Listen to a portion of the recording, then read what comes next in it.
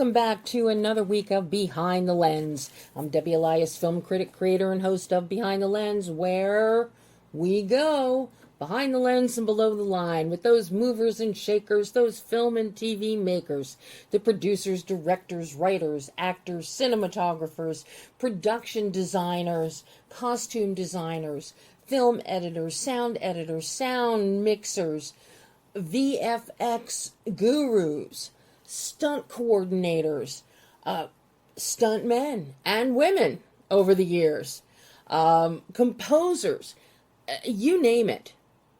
And I'm talking to them. And I'm very, very excited. This was a big weekend in television with 2 nights of the Creative Arts Emmy Awards, and I am beyond thrilled for some of my favorite artisans who picked up plenty of hardware for their excellence. Most notably, stunt coordinator John Koyama and the stunt team of The Boys. 2 Emmys for The Boys. They are the best of the best in stunts on television, and those Emmys are more than well deserved. Earlier this year, I spoke in depth with John about his work as supervising stunt coordinator and stunt work in general. And it was like old home week. I have a great affection for the stuntmen and women in this business. Some of my dearest friends of 40 years ago were old Hollywood stuntmen, and they really gave me a leg up. And I will always be beholden to some of them. But they gave me a great introduction into second unit and stunts and all. So I have always held stuntmen close to my heart. So I'm thrilled for John and the stunt team of The Boys.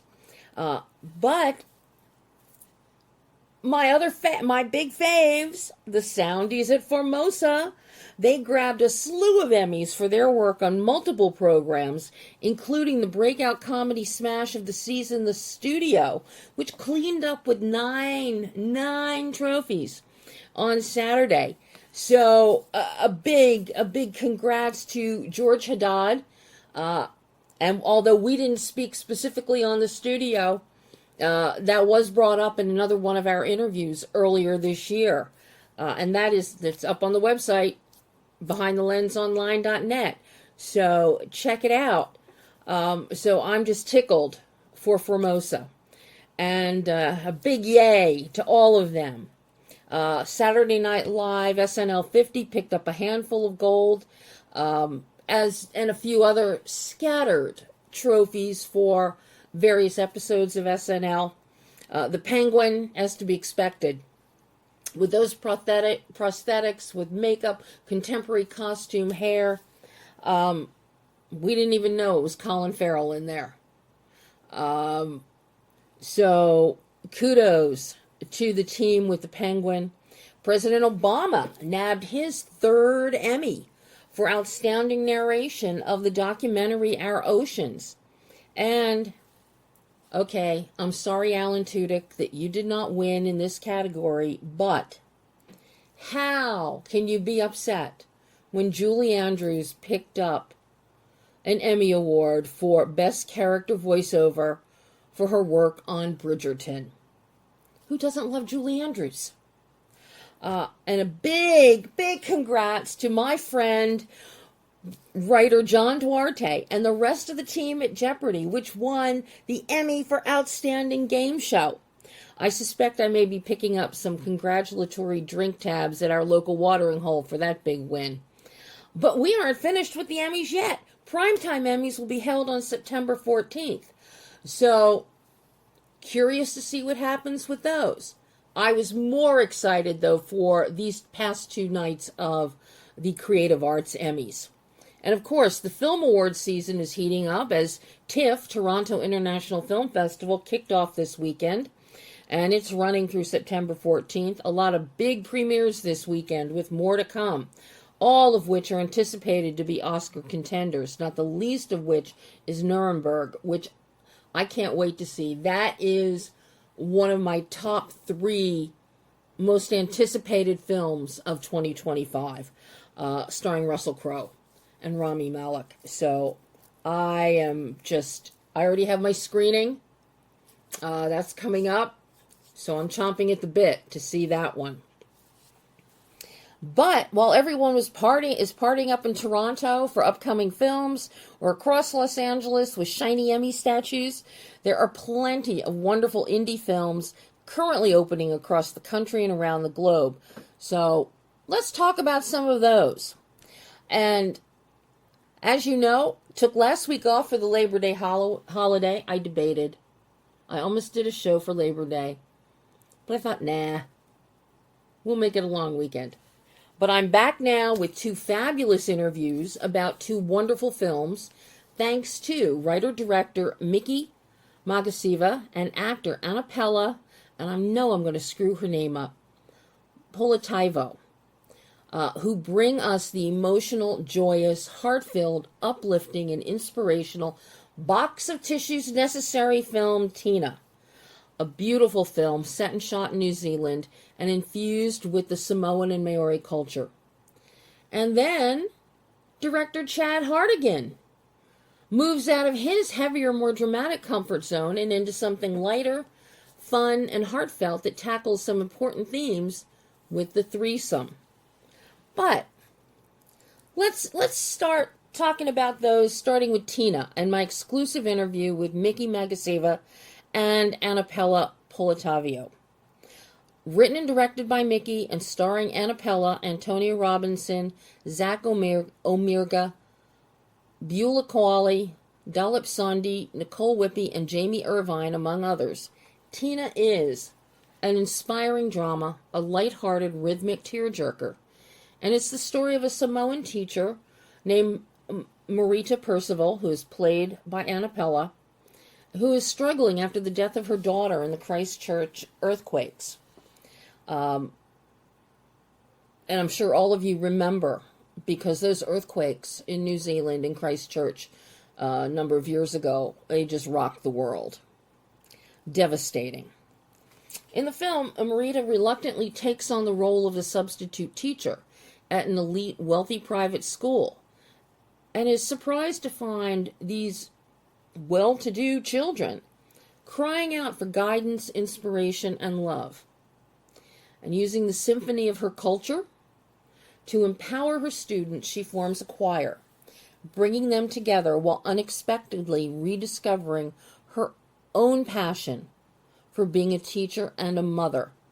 And this is where the film's title, Tina, comes from. In New Zealand, in the Kiwi cultures, Samoan, Maori, Tina is a word, an all-encompassing word for a mother. Such as you hear people talk about, down south, you've got aunties all over the place, auntie this, auntie that. Even me growing up in suburban Philadelphia, close family members. It was always Aunt Doris, Uncle Fred, Uncle Bobby. It's Tina, for the motherly woman who looks after the kids in the neighborhood, the kids in the classroom. And it's a wonderful thing. And to see this unfold on screen and to learn this about the culture it's just the commonality across all cultures. It truly brings us all together. It was a joy to speak with Miki and Anapela and discuss the making of Tina, with everything from casting to composing to cinematography to cultural authenticity, as we travel on this journey of not only Mareta dealing with her grief over the loss of her daughter, along with newfound challenges that she has to face, but also the journeys of her students and giving voice to the hearts of each and every one. It's a wonderful interview, as Anapela, renowned in New Zealand and beyond for her work on stage, as well as directing theater. She's also an actor, a singer. She is beyond accomplished. And it's a shame she's done, quote-unquote, Hollywood films, but not where she is the lead actor and her talents are really showcased. But she gives insight into the character of Mareta and the importance of bringing the Samoan and Maori culture a voice. And at the same time, Miki digs into the technical aspects of this story and bringing it to life as his first narrative feature film. This truly belies the work of a first-time feature filmmaker. So sit back, relax, and there's some slight audio issues because we did this via Zoom. I was doing audio only, and they were in a room, and the speaker and the microphones were too far away, so they got a little echoey. So had to make some sound adjustments, but I hope you can bear with that. Well, hello, Miki and Anapela. I am so thrilled to be speaking with the two of you today. Awesome. Thrilled to talk to you too, Debbie. How's it going? It is going, but I want you to know I am very upset that nobody told me to have an entire roll of paper towels and a box of tissues by my side when I watch this film. Yeah, apologies. There's no warning, but yeah, that's well needed. My goodness. This is an incredible film, an incredible story, but overall it is heart-filled. It is joyous. It is inspirational. It is filled with hope. And despite the sadness that we have, you can't appreciate the joy without understanding the sadness. The journey that Mareta goes on and combating grief, and not just for her, but when you look at each of the students that you showcase so beautifully and the life challenges that they're facing, just phenomenal, absolutely phenomenal. Job so well done to both of you. You know, appreciate you saying that. Thank you so much. I'm curious where the idea for this story came from, because it's a wonderful story. Now, granted, you've got the Christchurch earthquake, which a global tragedy. Everybody knows that. And there are so many choir competitions around the world. I think everybody will be able to relate to the choir competition just based on Whoopi Goldberg's films Sister Act and Sister Act 2. But I'm curious where the genesis of Tina came from. Well, look, you're right. There are a lot of choir competitions, and down here in New Zealand, we have a very big high school competition. It's held every year, and it's been going for a long time. And so we see lots of young inspirational choirs come through. And this film is inspired by a performance in 2014 that a choir did. The choir is called Correlation Choir. They're amazing. They're in our film as well. And that was what started everything off. I saw that on a YouTube clip, was blown away, deeply moved and emotional by that performance, and thought it would make a great movie. So, yeah, here we are 8 years later, having turned it into a film. I am just mesmerized with the heart that you bring to this film, Anapela. As Miss Percival, you are the kind of teacher that every student hopes to have. And I'm curious how much of you is in this character, because you have a distinguished background. You've got theater. You've directed theater. You're an acting teacher or tutor. So how much of you is in Miss Percival? I think it's kind of hard to not embody someone like Mareta, because the given circumstances of this character is that she's a teacher, she's a mother. Although I haven't experienced that level of grief in terms of losing a daughter, and she's an islander, brought up in the church. So I suppose you can say, apart from the grief, a lot of her is me, especially in terms of dealing or conducting myself in front of students, or sort of and my way of being as well. And that's all been informed and sort of kind of in, you know, since birth really, because when you're born a Samoan, you know, you're born with very strong mum, you know, the matriarch of our families. So yeah, I mean, it's hard. I was just saying this before too. There are parts of Mareta which I was saying before, it's something that I couldn't do. Mm-hmm. With Mareta, she's an expert at how to be polite and as well as just execute people. But so she's got that double-edged sword that she does very well, and she treads really well. I mean, they are the traits I really admire. One day I hope I can also do that as well. I think you're pretty good at it. Well, I have to say, some of my favorite moments in the film are Mareta going toe-to-toe with Jamie Irvine's Peter. I have to commend you, Miki. You did a brilliant job casting him because he really comes across as a jackass. And I love the confrontations that Mareta has with him.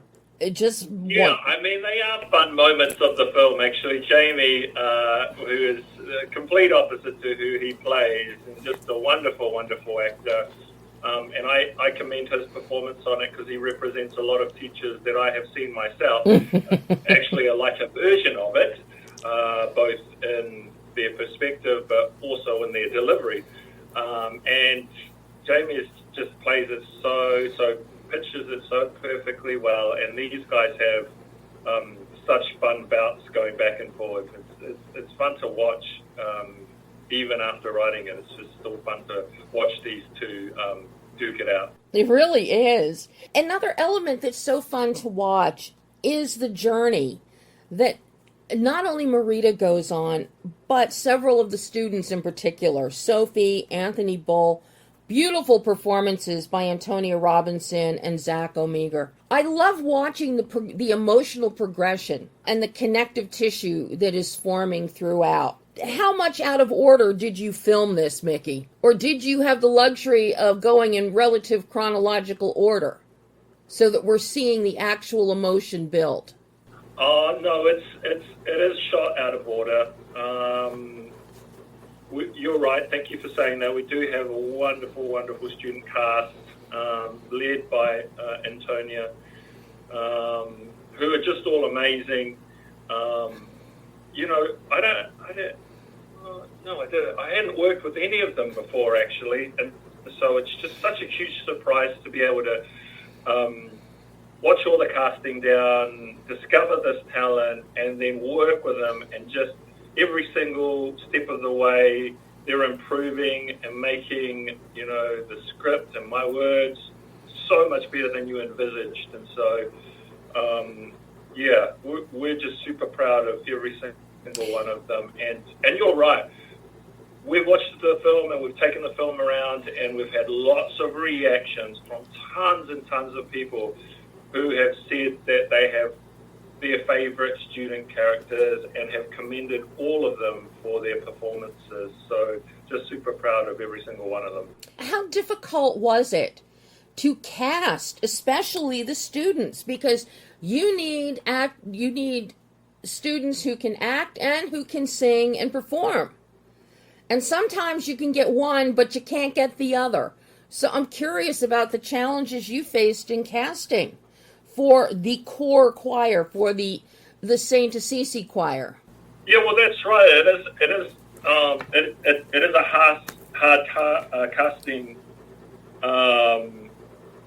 those roles, but we got really lucky. We just happened to stumble across these wonderful young, talented actors, and especially with Antonia.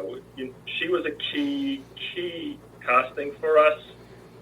She played a big role. It's a very emotional role, but as you've just mentioned, she also had to have vocal chops, and she needed to be musically inclined as well.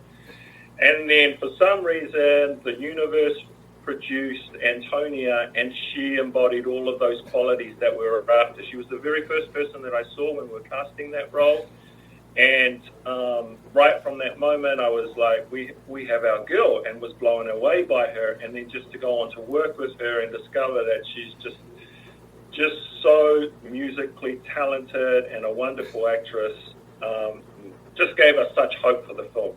And then slotting in the slots right next to her, discovering Zac and Talia and Oscar and Taylor all complemented each other. And when we got them into a room in our shortlist and they started playing off each other and they started working together, there was just something magical that started to happen and come out of it. And, you know, sometimes when you're doing these things, you just get lucky because you have the talent there available. You don't have to do anything really.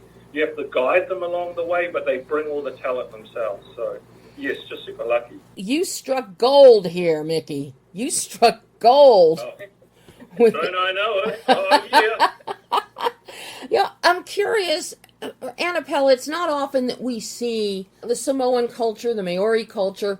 We don't see enough of it on screen, especially not in film, especially not in Western films, Hollywood films. So it's very exciting to see a film made, number one, by somebody other than Taika that features some of the culture. So how important was it to you to see this blending of cultures, to see the Samoan culture blending with the arrogant upper crust white culture, and how that spoke to you? Because that I just love that so much, that we see this culture incorporated so beautifully and so strongly here. Yeah, I think as an actor, you get a script, you read the script, and always the thing for me is the questions are, what can I contribute to the story, to uplift, to support it, and especially when it comes through, like, as a Samoan character or something that's very specific to me in terms of culture and identity. And you're always looking for the moments where you go, that doesn't feel right, oh, that's probably not going to be, you know. But in this one, it's pretty much as it is, you know, as Miki will talk to his own experiences in the school sector around racism. And I hadn't really experienced that because I back in my school days, because I was pretty much with every person that was just like me. So we never had that other sort of experience. It wasn't until I, you know, as adult, moved on and sort of like came out of school that those things sort of, you know, that kind of experience came to the fore. So in terms of what that means to me, it's just normal. You know what I mean? Like, the script is strong enough, and there was nothing in there that made me go, oh, well, you know, maybe this is not right, maybe this needs to be sort of looked at again. I don't think there was anything like that. It was just, this is the story, and this is how it's going to be told from an absolute honest point of view. Mm-hmm. So, and you only, you know, for me, it's like you rock up, you do your work and your job, and this one in particular was special because obviously it's something that's centered around the Pacific experience here in Aotearoa. So, but you don't actually anticipate sort of like what's going to come next. You kind of like, you do your work, you do it to the best of your ability, and then you kind of move on and you do your other bits, you know, your other work. But what's come to light in terms of experience, in terms of response, has been really overwhelming, as you know, all of us can attest to, because it's like I did not imagine that this was going to be the, you know what I mean? Mm-hmm. It was going to be, it's like, yes, people are going to look at it and go, oh wow, you know, and also be proud, because we talk a lot about making our people proud, our parents proud. That all their hard work, you know, sort of like bringing us here to a new country for a new life, that was not in vain, that was not wasted, you know, that we did something. But so the response has been really affirming, it has been encouraging, and it's made you go, yeah, we're proud that we did that, because it's not about us. You know, essentially it's not, you know, we're of service to our people and to our stories, and we rock up to do these things to in the hopes that the future generation get a better shot than we did at things like this. It's important, yeah. And I have to know, did you have any input into your costumes? Because your costumes are stunning. They are so beautiful, a breath of fresh air, just like Mareta is a breath of fresh air into St. Francis Assisi. Yes. These guys are laughing. I must have had like 100 different, we call them buletasis. No, I did not have, and these it all came from Miki. That was, you speak to it. They're beautiful. No, it's cool. I mean, she looks stunning in it, right? Yeah. Absolutely. And we don't get the opportunity to use those costumes ever in our work. So the thing is this: it's like I remember, Bella, her mother. So like a friend of ours, a mutual friend of ours, her mum, when she was working as a teacher at Christchurch, every day she rocks up like that to her school. And it's not just her. It's a whole generation of women that rocked up to their and taught in their buletasis in their Samoan attire, and very proud of it. Flowers in the hair. You looked gorgeous in every single one. And the colors, it was life personified on screen. Every time you walked in one of those outfits, Anapela, just absolutely gorgeous. I've got to ask, Miki, you, music is such a big part of this film. You bring in Sebastian Pan as your composer. You have, I hear, classical music influences in the score. We've got traditional Samoan music happening. We've even got some more contemporary versions, more traditional versions of contemporary music happening. What were you looking for in terms of your specific lyric songs and blending that with the score that Sebastian put together? Because the music in every aspect is absolutely stunning. It's an auditory experience to hear it. Yeah, thank you for saying that. I mean, it's an important part of the movie. It is a choir movie. Our background, being Samoan, raised in choir, raised in church, is a part of who we are. So it was important to get that right. But it is also tied directly into the themes of the film and what happens in the story. So the music had to be set right from the beginning, and it's just fun to have really great old music that you've listened to, that you grew up listening to, using that and using that to tell the story as well. It's not just placed over the top of something at the very end of it. It was lovely to be able to think about the music, play with the music right from the beginning, right when I was writing the script and listening to the music and making sure that every single song suited the time and place in the story where we were at, where the character was at. So lots of music in there, like you rightly say, lots of Samoan music and also music from New Zealand, Aotearoa here that I was able to play with. There's lots of things like, tradition and religious value systems and hierarchy and character that we play with, and that's just fun for me. That's what it is to be a storyteller. It's using all of the tools that you have available to you, and music is a really key, important one. It's a part of the themes of this film and the story. So yeah, it was just a really great opportunity to look and play with music to really, because I think it is what people have found emotional, is the emotional heart of this film. Yes, the characters and what they go through it, but they feel it through the music. Absolutely. To be able to tie that in with the characters, like with Sophie's character and Mareta's character, both being musicians and both connecting to each other through music rather than through dialogue, all of that stuff is just really fun. Well, and the music, I've got to ask you, Miki, because you've got some beautiful montages edited within this film. Your editor, Luke Hay, did a beautiful job. But I'm curious if those montages did you already have the music in place? Because it melds so beautifully. The cadence and pacing of the visual montages just match up perfectly with the music we're hearing at the moment. So I'm curious if you had temp music that you used, or if Luke had the luxury of having the actual music when he was cutting a lot of those montages. Well, Luke had all of the music in there.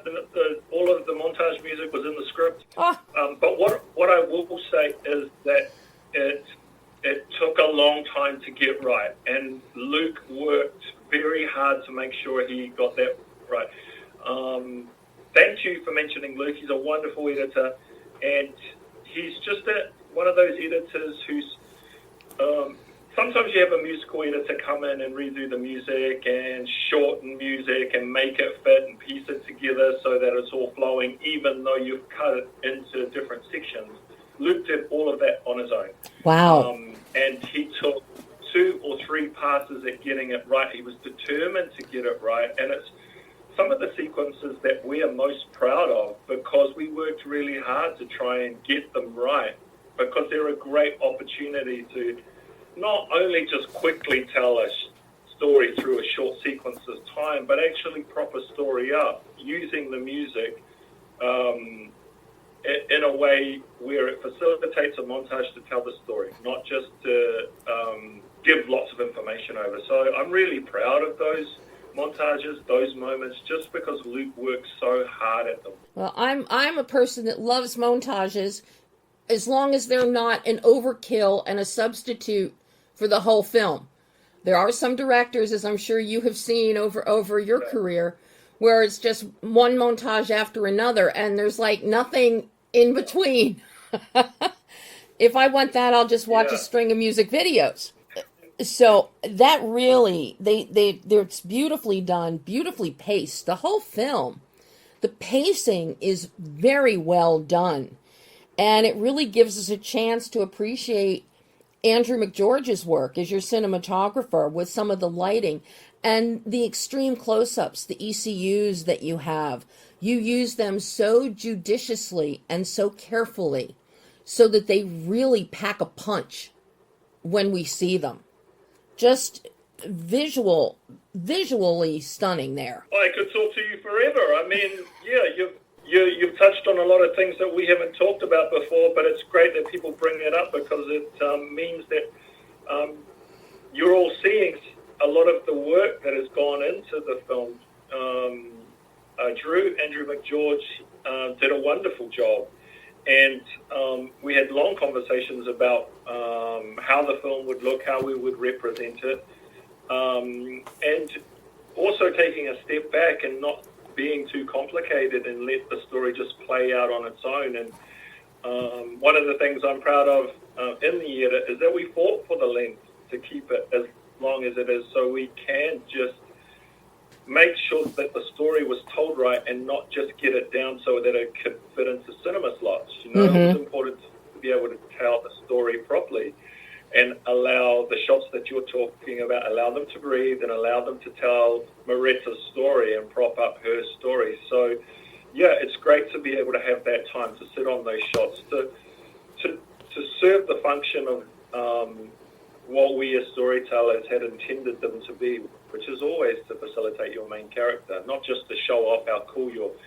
composition is or your photography or lighting is. It's actually to make sure that it's servicing the story. Well, you can't. One thing that people have to understand is you cannot hurry the grief process. That cannot be hurried, and that's the journey. That's one of the journeys that we're on here with Mareta, is her grief process. So you need that time. You need to have that breath happening every now and again so that you really can feel it. Because this is a film you don't just watch. This is a film you feel. And that's one of the things that really sets it apart out there in the cinema landscape today.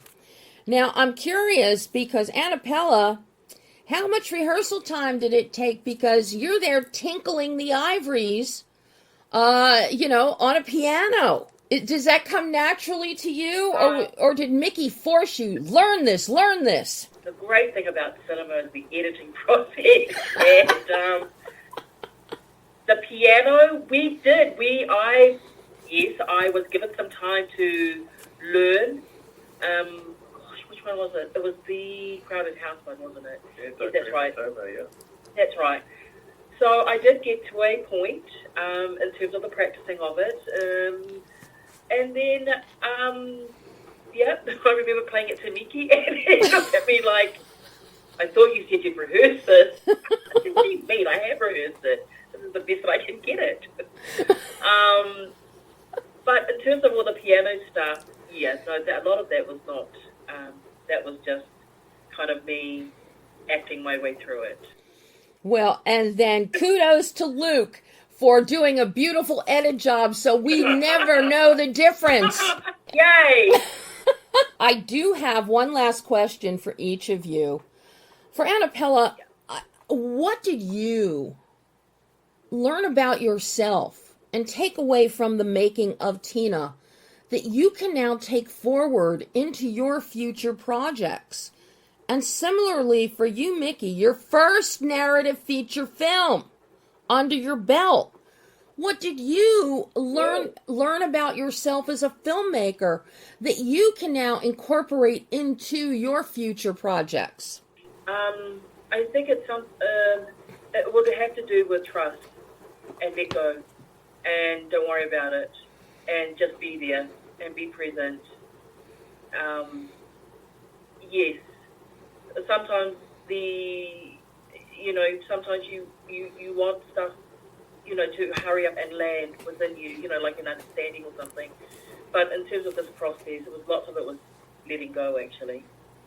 Letting go. Yeah, I can add to that. I mean, it is learning that I learned to just trust myself, trust the instinct, and then fighting for that, because a lot of the choices that we had to fight for have actually ended up being people's favorite moments and have made the film. So, and I can trust myself because I don't believe I come from a negative place. I believe I come from a bright, positive place, and so that's sort of what audiences, I feel like, are after. So I'm just going to tell financiers to shut up a bit more is what I'm going to do going forward. The one big rule you should have, Miki, is that in every film that you do, have Anapela in it. Yeah, that's it. I need that stare. I need that mum stare. See? In all the boardroom meetings. Making a cup of tea. You've got to have her in all of your films. You could be the next pairing. You could be the next pairing like Gary Marshall and Hector Elizondo. Gary always called Hector his good luck charm and had him written into contracts that he had to be in the films. Yes. You can do that with Anapela. So make him do that, Anapela. I think you can force that hand. Okay, sure. We're going to do the Samoan Kill Bill. Look at that. Action film. Yep. Oh, you two are fantastic. This is an incredible film. It teaches us and shows us things that are so lost in society today.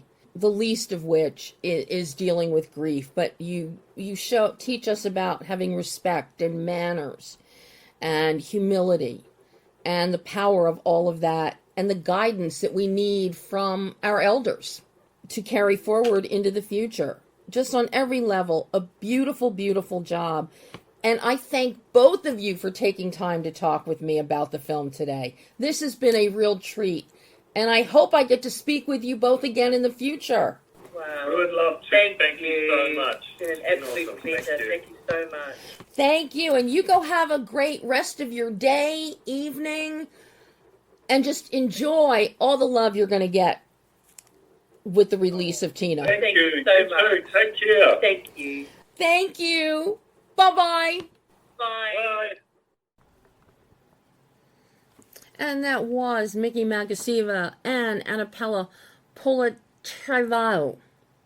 One day I'll get it right saying her last name. Talking about Tina. And Tina opened in theaters across the U.S. on Friday, September 5th. You can see it now. And if you're one of the lucky ones who was in Guam, American Samoa, or Hawaii, the film opened on August the 29th. And it's still playing in theaters in those three regions as well. But now we're going to shift some gears with director CHAD HARTIGAN's The Threesome. And I do mean threesome, literally and figuratively. I'm sure some of you know Chad's prior work. This is Martin Bonner, Morris from America. Both are heavier dramas. Wanting to change things up a bit, with The Threesome, Chad does just that, moving into lighter fare. Directed by Chad, written by Ethan Ogilvy, The Threesome stars as our threesome a flawlessly funny and heartfelt Zoe Deutsch, Jonah Hauer-King, who many of you may know at best as the prince in The Little Mermaid live action, and Ruby Cruz, along with some wonderful supporting performances by Jabuki Yang White and Josh Segura, among others. As you can imagine, an impulsive night leads to a wild threesome between Olivia, played by Zoe, Connor, played by Jonah, and Jenny, played by Ruby, leaving both women facing unexpected consequences and thrusting all three into the raw and beautifully messy chaos of adulthood. I don't know if I would go so far as to say beautifully messy chaos. But I digress. Chad is nothing if not a purposeful and thoughtful filmmaker and storyteller, as you'll hear in this interview. Discussing casting and some surprise behind-the-scenes anecdotes on that, we highlight its authentic emotional range and tonal shifts.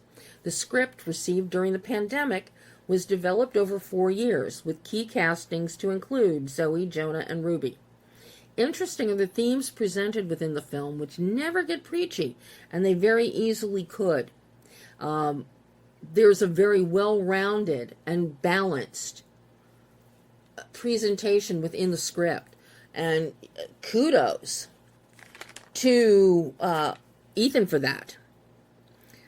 He did a beautiful job with the script, and then Chad did a beautiful job of carrying it through into the film, the making of the film itself, as he was putting it on film. But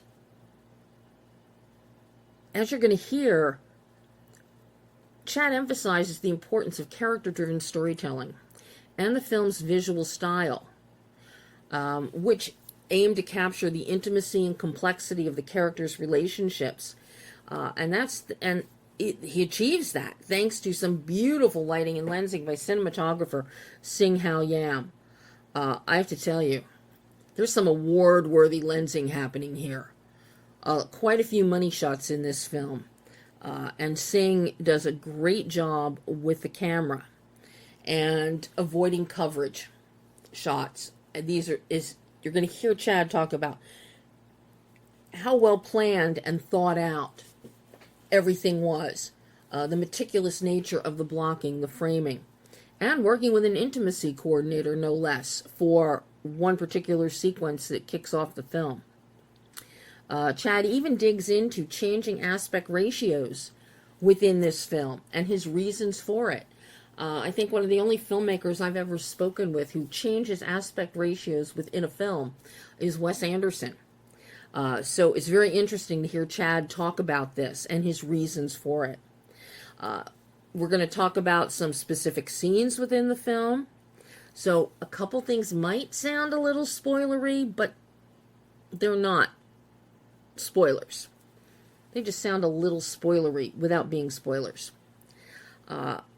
With these specific scenes, one big one is in the third act, and how he pulled it off, I still am amazed. But he really delves into his thought processes for his decisions and his directorial vision.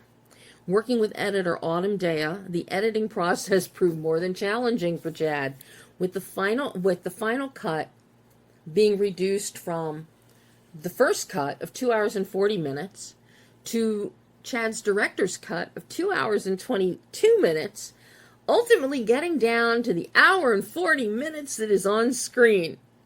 That is some editing there, folks. And some of you filmmakers out there may be surprised to hear Chad talk about balancing character depth with audience appeal, which was a new experience for him. He knew what he wanted to do, but after some test screenings and feedback that he got, he had to make a decision. Does he stick to his guns, or does he make some changes in keeping with the audience reaction? So, and I think for a lot of filmmakers out there, I know a lot of you I've spoken with over the years, you do stand fast to your guns and you stick with what your vision and what you want, or you go with the producer's vision. But it's really interesting to have a director talk about balancing the character depth, how he sees it, and what the audience wants to see. So I think you're going to enjoy hearing what Chad's thoughts on that. So take a listen to Chad Hartigan talking the threesome. Hey, Chad. Hello. Well, this is an interesting film. I had so much fun watching it. You've got a roller coaster of authentic emotions. You have tonal shifts that work. So often when you get emotional tonal shifts, things feel disjointed. They don't feel that here. And you have navigated the idea of all different mindsets for one of the big issues here, and that is reproductive choices. You don't shove anything down anyone's face. Everybody's opinion is as valid as the other. So that's really interesting from a scripting standpoint, and then with the way you pulled it off with your casting. Just so impressed. I'm curious how this script came to you. Well, I had a meeting with the producers, which is common. You just have general meetings with producers often, and you talk about what kind of movies you want to make. And I mentioned that I was looking for something light-hearted after making a film that was pretty heavy and sad. And so they said, "Oh, we got something. We'll send it to you." And they gave me the title and the synopsis, and I was skeptical. But I read it, and probably like you and most people who watch it, sort of experienced it in a way where it just started to surprise me, where it was going and how it was getting there. And every time I thought I knew what might happen next, something different happened. And I just felt like the writing was so strong because every time characters had an argument, I could completely understand why one person was upset, and I could completely understand why the other person was defensive. And I think that's such a difficult thing to do in writing. So I thought it was perfect. It was in the genre that I had been interested in trying to do, but it still felt very grounded and character focused, and played to what I felt my strengths were, and afforded the opportunity to probably get to work with great actors, which ended up being the case. And it just kind of checked all the right boxes for me. I also got the script right at the beginning of lockdown in the pandemic, and so all I was watching was stuff that made me feel good and revisiting old classics, and I felt like this could be an opportunity to make something like the movie equivalent of a warm blanket that maybe years down the line someone else could throw on when they need to feel good. Mm-hmm. I've heard that from a lot of filmmakers that got something at the beginning of lockdown. And it's typically the filmmakers like yourself who wanted to watch films that made them feel good. And this definitely makes you feel good. And you said something that's very important about the arguments, the fights. Everybody is having disagreements with one another, but nothing ever feels forced. It's all very natural, and it's something that I think everybody can relate to. Arguments about different things. Oh, you left. Oh, you didn't bring coffee. Oh, wow, you look like, some snarky comments, which nobody does better than Zoe. Yeah. But it's all so real and so natural, and that's one of the big standouts in here that makes the emotional range work, makes the tonal shifts work. Now, once you had this script, you get it all worked out, pre-production, your casting. What led you to this cast? You've got your 3 main principals, but overall you've got 8 or 9 main characters in this ensemble. But Zoe, of course, is a no-brainer for the character of Olivia. Jonah is an interesting choice for Connor, but he works. He's very emotionally grounding. And he plays well off of Zoe's character of Olivia and Ruby's character of Jenny. But Ruby is an interesting casting choice for the character of Jenny. I initially thought, oh, she's going to get pushed to the side in this story. It's going to be the Olivia and Connor story. Not the case. This is truly a romantic triangle. Yeah.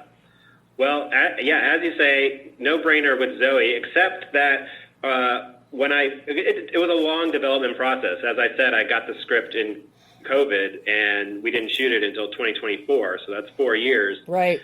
And initially, I had Zoe on my list for Jenny. I thought she would be a good Jenny. And then, as the years went on, and we were trying to put it together, we had a different cast attached at one point, and then that didn't work out. She messaged me. She just messaged me on Instagram, because we had met before and stayed in touch. And she said that she had read it and she really wanted to talk about it. And I was like, oh, which part? And she said Olivia. And I thought that was such an Olivia thing to do, to slide into my DMs and stake a claim for the part, that that sort of almost immediately recalibrated my mind of thinking her from a Jenny to an Olivia. And I've always been a fan, so that was a no-brainer. She came on board. And then Jonah, I just saw a picture of him on IMDb and thought, oh, well, he's handsome, and started watching some interviews of him, which there weren't many, because at this point, The Little Mermaid hadn't even come out yet. And I just got a feeling, and so I asked to have a meeting with him, and they set up a meeting, and we Zoomed, but he was filming a Holocaust show, so he was emaciated and bald, and but so charming, and so the fact that he didn't look like what you would imagine the character looked like didn't even matter. I got such a great feeling from that meeting that I cast him off of that. And even if I had seen his work, I eventually did see Little Mermaid and watch some other stuff. I always put much more stock in the meeting than watching watching him in Little Mermaid isn't really going to tell me what I need to know about if he's going to be good as Connor in the threesome. But talking to him really does. So that's how I got him. And then Ruby was the last piece, and it was tricky because you need 3 individually great actors, but you also need them to have good chemistry with each other, and you also need them to have believable friction with each other.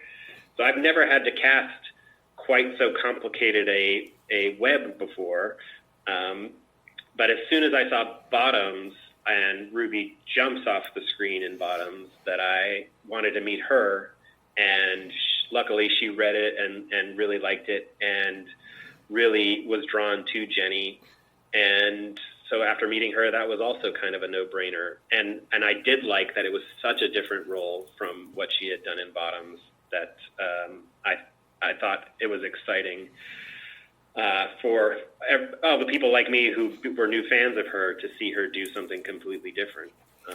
And then, you never really know until you're there if that chemistry is going to work.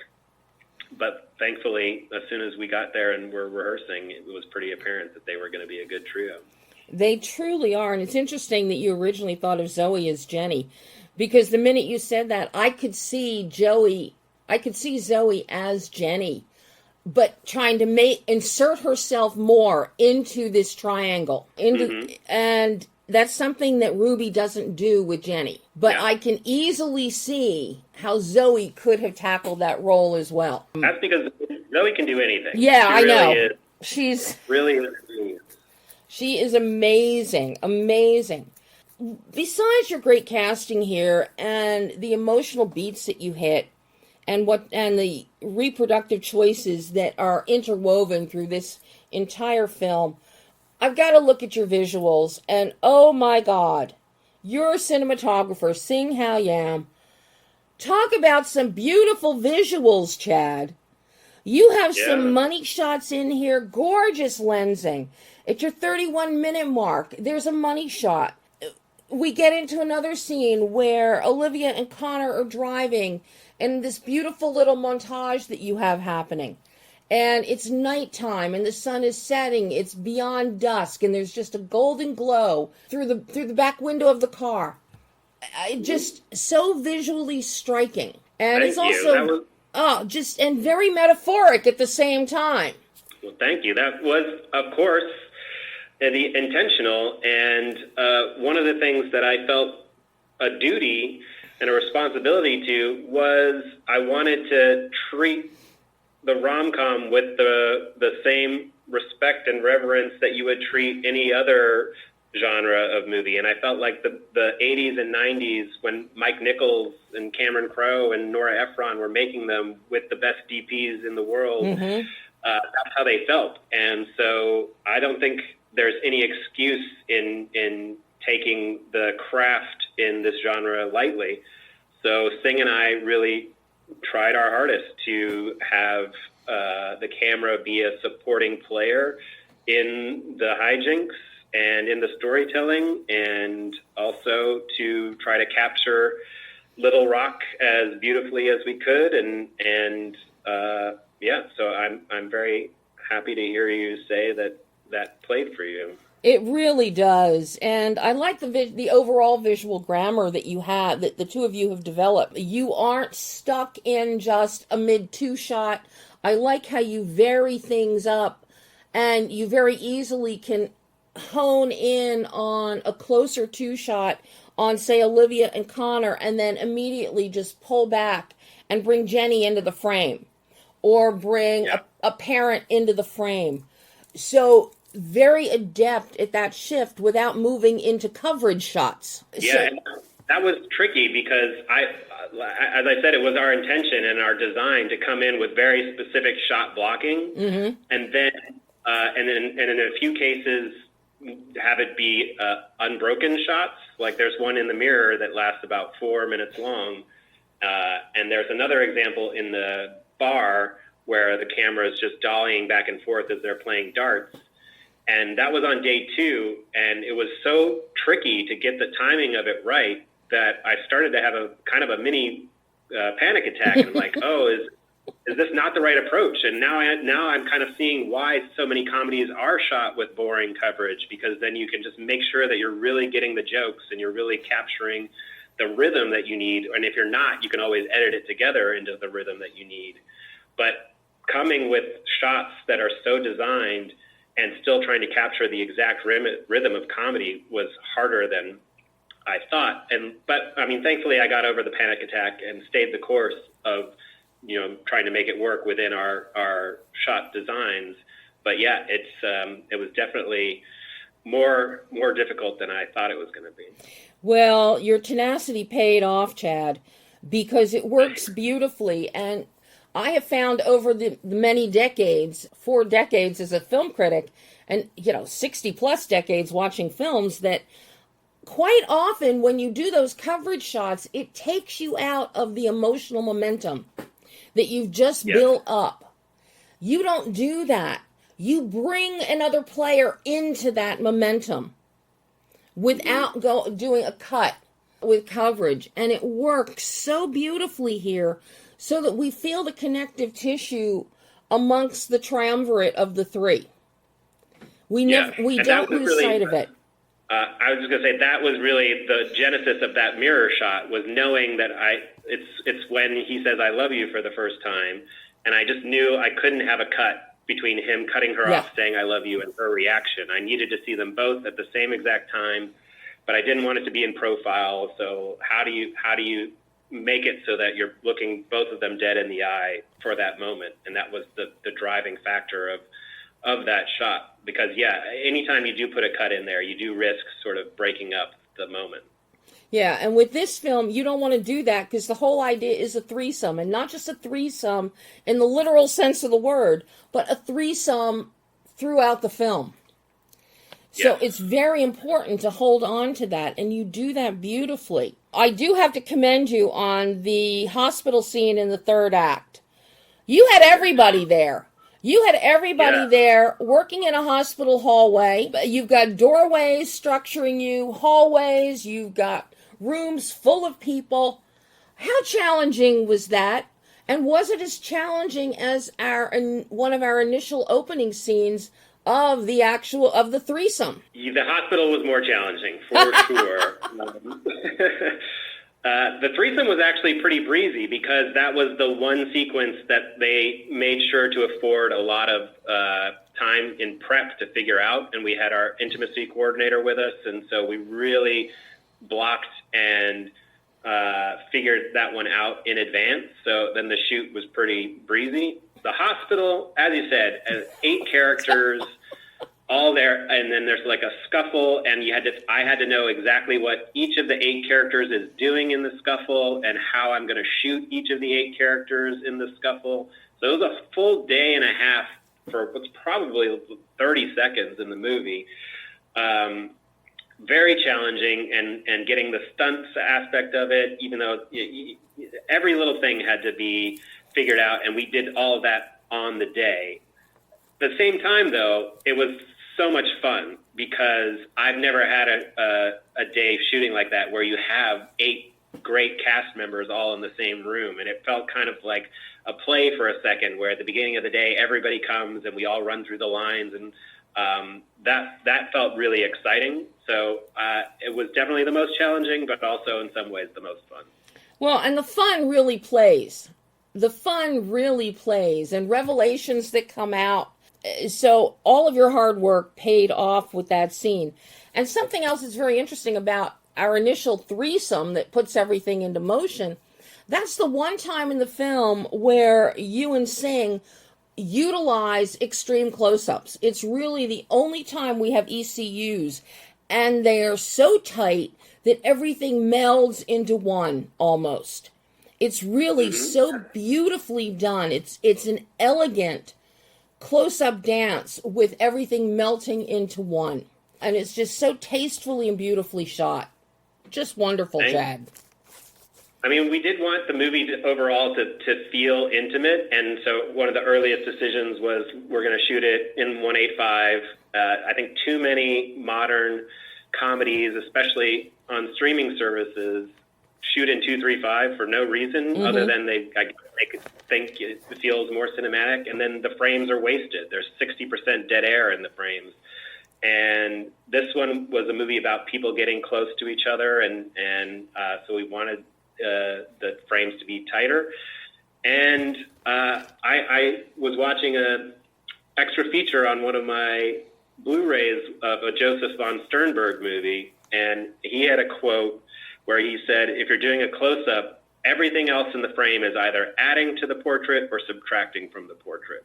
So he's got to be very conscious and aware of what is in your frames. And so I really took that to heart too. And so that's, I think, part of the reason why in that threesome sequence, some like their faces just all start forming together to create the frame. Yeah, just beautifully, beautifully done. Now, you have all this great footage, you have these great performances, and then if you put it into the hands of your editor, into Autumn's hands. How difficult and challenging was the edit on the threesome? Because you've got emotional beats to hit, you've got some dramatic moments, you've got the comedic beats to hit. Oh, how was this editing process for you? It was definitely challenging and fun. Autumn I had never worked with before, but she was great, and I think she approached her editing not as if it was necessarily a comedy, and making sure first and foremost that the character beats felt real and the emotional beats felt real, and then the comedy also obviously was important, but I think it would have been edited a different way if we had made comedy the number one priority. So it was great working with her. The biggest challenge was that our assembly cut was 2 hours and 40 minutes. And then the director's cut, which is everything that I liked, was 2 hours and 22 minutes. And so we had to just cut and cut and cut to get it into a manageable length. And we had to lose a lot of stuff that I really liked and think in some ways would even deepen the experience. But nobody wants to see a 2-hour and 20-minute rom-com, not even me. I've got one last question for you, Chad. Because you did venture into this lighter territory to get you out of the funk of lockdown, what did you, and it is much lighter than your prior work, what did you, as a filmmaker, learn about yourself that you can take forward into your future projects? Well, one thing that comes to mind is that my previous films have all been also very character driven, but more art house oriented, I guess you could say. And I've always tried to make the style of the movie and the filmmaking come from the character's perspective. And this movie is the first time that I was challenged on that notion. And very specifically, there's a scene where it is revealed that Jenny is also pregnant. And so when I was cutting that scene together, I thought that this is a low point for Connor. This is a really dramatic and scary and low point for him. So the score that we had in there was really dramatic. And then when we started showing it to audiences as tests, you could tell that was such an exciting scene for them because oh boy, here we go. Now the movie's kicking into another gear. 2 girls pregnant. And it was sort of fulfilling the promise of the premise in a way that was exciting and fun. So for the first time ever, I had to be okay, I think I'm going to make a filmmaking executive decision for the audience's sake. And I'm going to side with them and score this scene in a more fun way rather than taking the side of the character. So that's something that I did for the first time in a minor scale, and I can see as maybe I go into even more mainstream, broadly appealing films having to do more of and thinking of the audience more. So that was one lesson. Well, I have to say, Keegan's score is beautiful. Keegan DeWitt did a beautiful job with the score, and it was very unexpected. And for the very reason that you just went with the audience, what would benefit the audience. Good, yeah. So, I mean, just on every level, Chad, this works so beautifully. Job so well done. I can't wait to see what you bring us next. Thank you very much. And that was Chad Hartigan talking about The Threesome. And as I said, The Threesome is in theaters right now. So, 2 great films for you to take a look at if you feel like getting out to the theater. I know the temperature is going to cool down on the West Coast, so you don't need the free air conditioning in the theater. But it's still a nice place to go. But check out Tina and The Threesome. Both are excellent, and I think you are going to enjoy both of them. Now, next week, we're talking with Alan Unger about his new film, London Calling, starring Josh Duhamel. I love the film. I love Alan's work. He and Josh have worked together before. And although knowing his work, I had never met or spoken with Alan before this film. And I have to tell you, I think he's terrific. And we will be speaking on other films in the future, I guarantee you. Plus, you're going to hear what Vincent Grashaw has to say about his new film, Bang Bang. It's a really intense character study about a former boxer. And it stars Tim Blake Nelson. And I have to say, this performance by Tim is revelatory and quite possibly the best performance of his career. It is beyond award worthy. So I'm excited for you to hear what Alan and Vincent have to say about their films next week. But until then, I'm Debbie Elias. This is Behind the Lens.